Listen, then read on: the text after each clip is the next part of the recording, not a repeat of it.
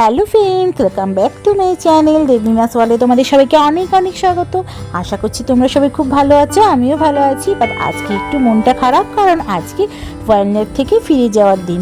আজকে সকাল থেকে আমরা কোথায় কোথায় গেলাম আর কিভাবে আমরা আবার চেন্নাই ফিরে এলাম, এই পুরো ভিডিওটা তোমাদের সঙ্গে শেয়ার করছি। তো পুরো ভিডিওটা দেখো তোমরা, আর ভালো লাগলে একটা লাইক শেয়ার করে কমেন্ট করে দিও, আর চ্যানেলটাকে সাবস্ক্রাইব করে নিও।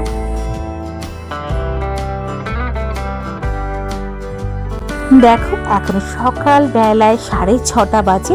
আমরা তাড়াতাড়ি ঘুম থেকে উঠে গেছি, কেন বলো তো? আর ভাবছি যে যেটুকুনি টাইম এখানে আছি ভালো করে এই দিনটাকে, এই সময়টাকে, এই ক্ষণটাকে মনের মণিকোঠায় ভরে রাখি। আর দেখো, তাই এই সুন্দর চা বাগানে এই সুন্দর মুহূর্তটাকে এনজয় করার জন্য সকালবেলায় উঠে গেছি।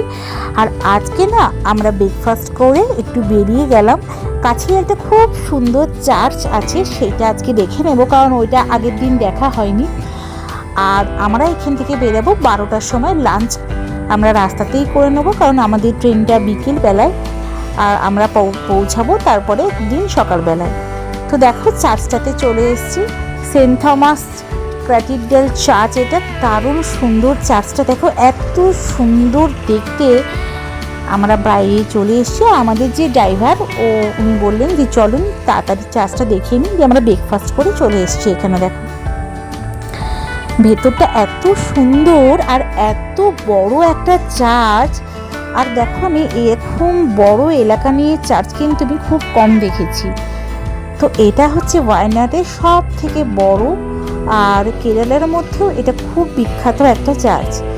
আর দেখো আমরা সকাল সকাল এসেছি, তো এখানে ওই জন্য একটু লোক সংখ্যাও কম। সাধারণত চার্চে বিকেলবেলাতে অনেকে আসে। চারদিকের বাগানটা কি সুন্দর, নীরব নিস্তূপ। আর আমরা এখানে কয়েকজন ছাড়া আর কেউ নেই। এটা একটা ওদের কোনো স্তম্ভ, যেখানে এদের কোনো অনুষ্ঠান হলে এরা এখানে কিছু করে। আর চার্চটার বাইরে থেকে দেখো কত সুন্দর লাগছে।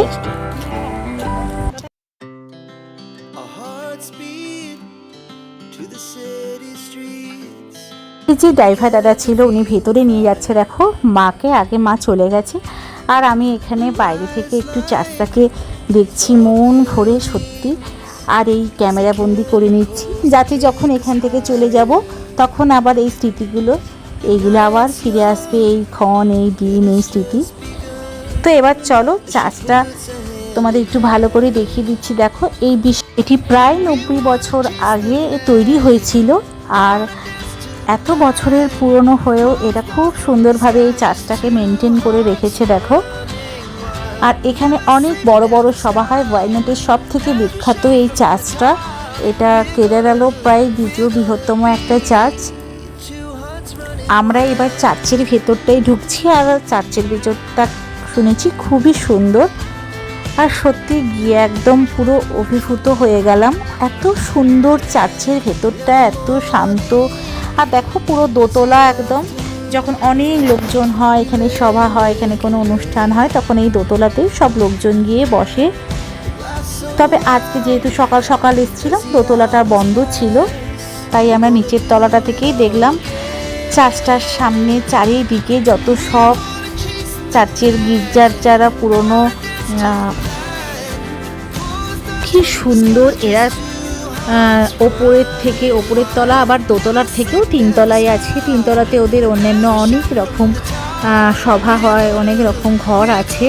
যারা পাদ্রীরা তারাও এখানে থাকে। তবে দেখো বিভিন্ন রকম যারা বড় বড় পাদ্রী যারা হোক, তাদের এইখানে সব ছবি দেওয়া আছে। আর চার্চটা সত্যি অসাধারণ। আর সোনালি সাদা চার্চের মধ্যে সোনালি কাজ করা, অসম্ভব সুন্দরভাবে এই সৌন্দর্যটাকে ফুটিয়ে তুলেছে। আর কি সুন্দর কাজ, দেখো কত নিখুঁত কারুকার্য। আর সামনে স্বয়ং মহা যিশু এখানে বসে আছেন, যেন মনে হচ্ছে সবাইকে সত্যি আগলে রেখেছেন। আমি তো জিসাসের খুবই ভক্ত, আর যেখানে এই চার্চ থাকে সেখানে আমি যাই, কারণ আমি অনেকবার দেখেছি সত্যি সমস্ত রকম বিপদ থেকে উনি রক্ষা করেন। আর বাইরের নীল আকাশ, আর তার মাঝখানে এত সুন্দর একটা চার্চ দেখে সকালটার মনটা সত্যি ভালো হয়ে গেল। যদিও বা আজকে ফেরার দিন ছিল, কিন্তু এইটা দেখে মনটা অনেকটা ভালো লাগলো। এবার আমরা হোটেলে ফিরে আসছি। হোটেলটা আমাদের সব গোছানোই আছে, তবুও চার্জটাতে একবার দেখে নিলাম। আর আমাদের যে ড্রাইভার, আর এই দেখো এগুলো হচ্ছে সাবুদানার গাছ।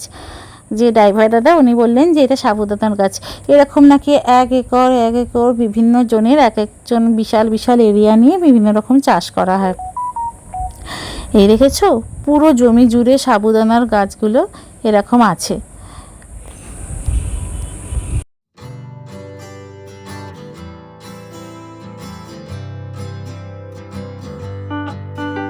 আর ওই দূরের যে গাছগুলো ওগুলো সব ব্ল্যাক পেপারের গাছ। এখানে অনেক ব্ল্যাক পেপার হয়, কেরালাতে তো এমনিই হয়, আর এই গ্রামে হচ্ছে এরকম ব্ল্যাক পেপারের গাছের মধ্যে যে মেন গাছে যে জড়িয়ে জড়িয়ে আছে গাছগুলো, ওগুলো সব ব্ল্যাক পেপারের গাছ। মেন রোডটা দিয়ে না গিয়ে আমাদের যে ড্রাইভার দাদা বললো ভেতরের একটা গ্রামের রাস্তা দিয়ে নিয়ে যাবে, তাই সেখানে যাচ্ছি। আর প্রতিটা মানুষদের বাড়ি ছোট ছোট, তাদের একটা নিজস্ব জমি, তাতে কি চাষ করেছে সেগুলো সব দেখতে দেখতে যাচ্ছি। এই দেখো কত জলা জমি, এগুলো দেখে ঠিক গ্রাম বাংলার, পশ্চিমবঙ্গের যে বাংলার যে গ্রামের কথা মনে পড়ে যাচ্ছে। আর দেখো একটা ছোট্ট বক এখানে ঘুরে ঘুরে বেড়াচ্ছে, আর সে নিজের খাদ্যের সন্ধান করে যাচ্ছে। সত্যি এই গ্রামের রাস্তাটা দিয়ে আসলেই মনটা ভরে গেল, আর মনে হলো যেন একদম আমাদের ওয়েস্ট বেঙ্গলের কোনো গ্রাম বাংলায় পৌঁছে গেছি। তো আমরা এবার আমাদের হোটেলে ফিরে যাচ্ছি, আর ওখানে গিয়ে আবার তোমাদের সঙ্গে দেখা হচ্ছে।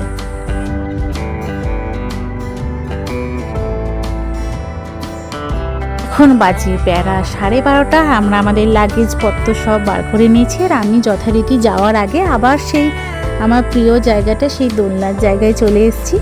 আর চারিদিকটা একবার চোখ ভরে দেখে দিচ্ছি, যাতে এই স্মৃতিটা সব সময় চোখ বন্ধ করলেই যেন মনের চোখের সামনে ভেসে ওঠে। খুব খুব মিস করবো এই জায়গাটাকে, আবার কখন ফিরে আসবো সেই আশায় রইলাম। আর এখন চা বাগানকে টাটা জানিয়ে আবার ফিরে যেতে হচ্ছে সেই যন্ত্রিকময় জীবনের পথে। তো দেখো আমাদের লাগেজপত্র সব এবার গাড়িতে তোলা হচ্ছে। তার আগে আমরা একটু রেডি হয়ে সামনের বাগানটায় একটু লাস্ট বারের মতন ঘুরছিলাম, আর মাকে নিয়ে দেখাচ্ছিলাম এই দেখো এখানে চা বাগান, এই লাল লাল ফুল হয়েছে, আর চা পাতা একটু তোলো, এরকম সব দেখাচ্ছিলাম যে চলো একটু যাওয়ার আগে চা পাতা তুলি নিজে হাতে, আর একটু ছোটোখাটো ভিডিও করে রাখছিলাম তোমাদের জন্য।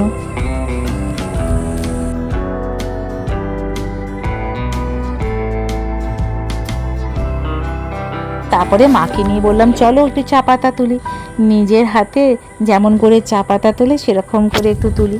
আর এইগুলোই তো স্মৃতিতে থাকবে বলো, কারণ যখন তোমার জীবনে, যখন তোমার লাইফে অনেক কাজ থাকবে, তোমার সময় পাবে না, তুমি বোরিং লাগবে, তখন এই স্মৃতিগুলোই তোমার মনকে খুশিতে খুশিতে ভরে তুলবে। তাই দেখো একটুখানি এখানে মজা করে চা পাতা তুলছিলাম, আর তারপরে চারদিকটা একটু দেখলাম চোখ ভরে। আবার কবে আসবো জানি না।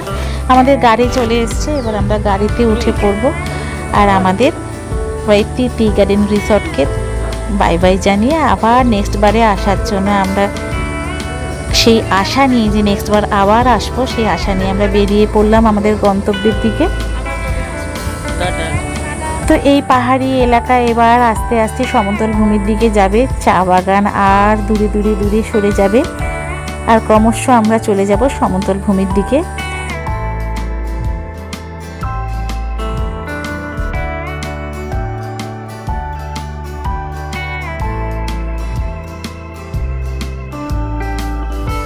রাস্তার মাঝখানে, রাস্তার ধারে দেখো দুটি বাঁদর এখানে নিজেদের আলাপ আলোচনায় ব্যস্ত।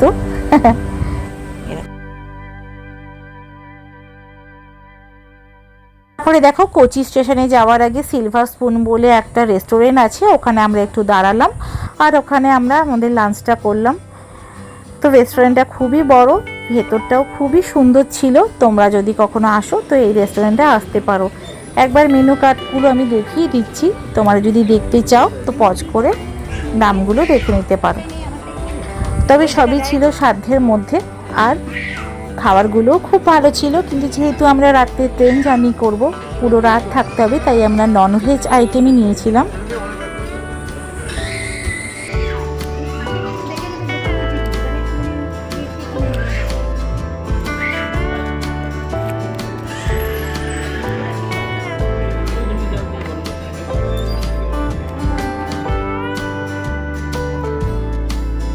খাবার অর্ডার দিয়ে দিয়েছিলাম, কিন্তু খাবারটা আসতে একটু টাইম লাগছিল বলে আর প্রচুর ভিড় ছিল, তাই জন্য ওরা প্রথমে একটু পাঁপড়, একটু চাটনি, রায়তা আর নারকেল দিয়ে একটি ভাজা ওটি দিয়ে গিয়েছিল, আর ওটি আর একটি স্যালাড দিয়ে গিয়েছিলো, ওটাই খেলাম আমরা।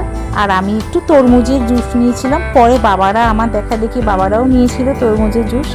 আর এখানে খাবার চলে এসছে, দেখো এটা হচ্ছে পনির, এটা একটা সাম্বার ডাল, আর এটা একটা কি সবজি, আর এটা হচ্ছে বাঁধাকপি দিয়ে একটা কি সবজি, আর এটা নারকেল দিয়ে কি একটা ভাজা, আর একটা কি সবজি, অনেকগুলোই সবজি ছিল আর খেতেও খুব ভালো ছিল। আর চালগুলো দেখো কেরালার চাল তো, একটু গোল গোল ছোট ছোট চাল, আর তার সঙ্গে লাস্টে খাওয়ার জন্য একটু পাঁপড় ভাজা, ব্যাস।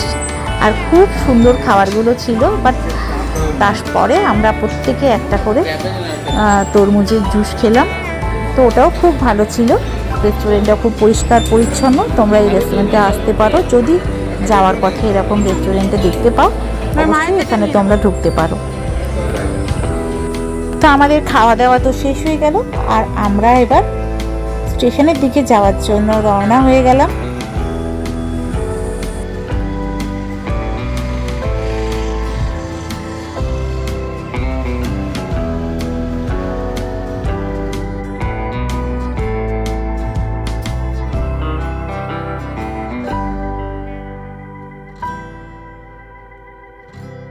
আমরা এখানে স্টেশনে পৌঁছে গেছি ফিরে, আমাদের ট্রেনটা প্রায় 2 ঘন্টা পরে ছিল।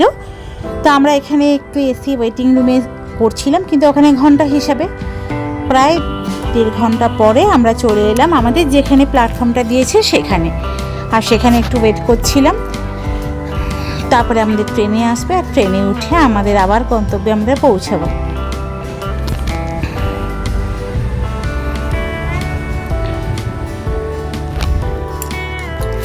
দেখো ট্রেনে উঠেও গেছি, আর তার কিছুক্ষণ প্রায় 20 মিনিট পরে দেখো কি সুন্দর একটা ব্রিজ পড়েছে, খুব সুন্দর। এই ব্রিজটার নামটা ঠিক আমি ভুলে গেছি, বাট দারুণ লাগছিল দেখতে, তাই তোমাদের সঙ্গে একটু শেয়ার করলাম।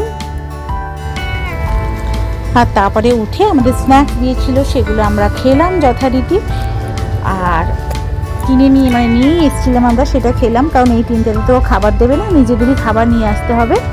আর আমরা হোটেল থেকে আমাদের রাতের খাবারটা প্যাক করে নিয়েছিলাম। তো তোমাদের দেখো পুরো এই জার্নিটা, কোথা থেকে তোমরা যাবে, কোথা থেকে আসবে, সেটা সবটা শেয়ার করলাম। তোমাদের ভালো লেগেছে কিনা অবশ্যই তোমরা কিন্তু কমেন্ট বক্সে জানিও। আর আমরা দেখো পরের দিন সকাল সকাল 5টার সময় নেমে গেলাম চেন্নাই স্টেশনে। তারপরে চেন্নাই স্টেশনে নেমে আমরা গাড়ি করে আমাদের বাড়ি চলে এলাম।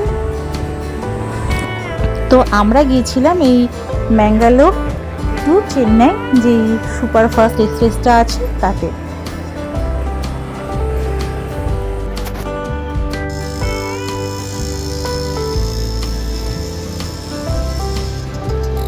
সন্ধ্যেবেলার জাঁকজমকপূর্ণ চেন্নাইয়ের রাস্তা তো সবাই দেখেছো। এই ভোর 5:30টার সময় চেন্নাইয়ের রাস্তাটা সত্যি এত শান্ত, এত চুপচাপ যে চেনাই যাচ্ছে না যে এটা চেন্নাইয়ের রাস্তা।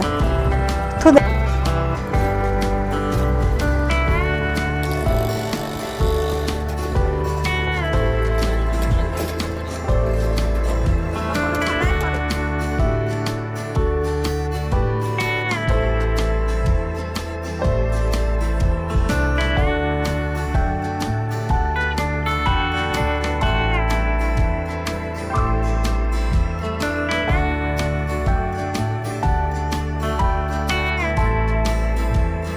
স্টেশন থেকে আমাদের বাড়িটা গাড়িতে প্রায় 10 মিনিটের মতন, তাই আমরা এই ভোরে সিদ্ধ পরিবেশ উপভোগ করতে করতে আমাদের বাড়ির সামনে নেমে গেলাম। আর ওখানে সকালবেলায় যে চায়ের দোকানটি খোলা ছিল সেখানে একটু চা খেলাম, আর চা খেয়ে তারপরে আমাদের বাড়ি চলে এলাম। পুরো ভিডিওটা যদি তোমাদের ভালো লেগে থাকে তাহলে একটা লাইক দিয়ে শেয়ার করে কমেন্ট করে দিও আমার চ্যানেলটাতে কেমন লাগলো, কে কোথা থেকে দেখছো কমেন্ট করে জানিও। খুব ভালো থেকো, সুস্থ থেকো, সাবধানে থেকো। আমাদের ওয়াইনার জার্নি এখানেই শেষ হলো। নেক্সট আবার কোনো নতুন ঘোরার জার্নিতে আবার নতুনভাবে তোমাদের সামনে আবার নিয়ে আসবো ট্রাভেল ভিডিও। খুব ভালো থেকো, সাবধানে থেকো, ততক্ষণের জন্য টাটা।